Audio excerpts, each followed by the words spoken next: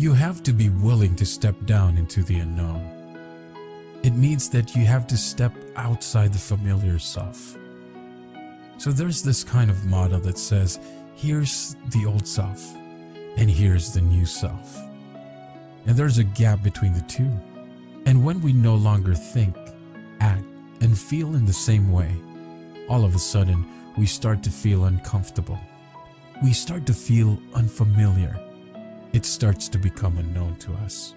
And most people, the moment that they step outside the old self, because they're no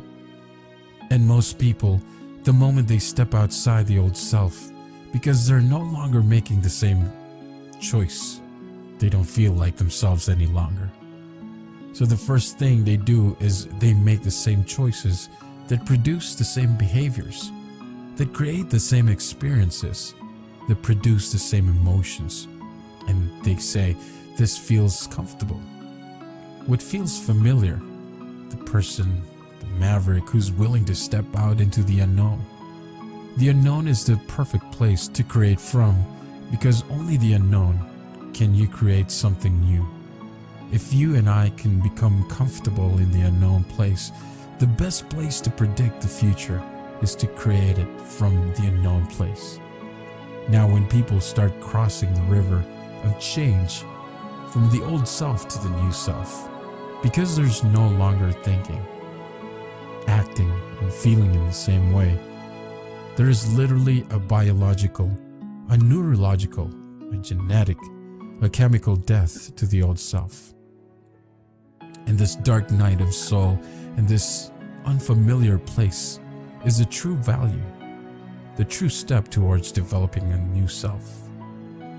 So then we're leaving the old and we're creating the new. Then the next most important question is, well, if I'm going to create a new self, what thoughts do I want to think? What behaviors can I plan? And as you begin to image and rehearse a new way of being, you're changing your brain and body, neurologically and biologically. That's the neuroscientific model of a mental rehearsal. And we begin to remind ourselves who we no longer want to be. We remind ourselves every day of who we want to be. There'll come to a moment when we begin to silence the circuits in our brain that are connected to the old self and inhibit the chemicals that reaffirm the same identity, and then begin to fire and wire the new circuits in our brain that begins to install the neurological hardware. It begins to create a level of inspiration where we start to see new possibilities.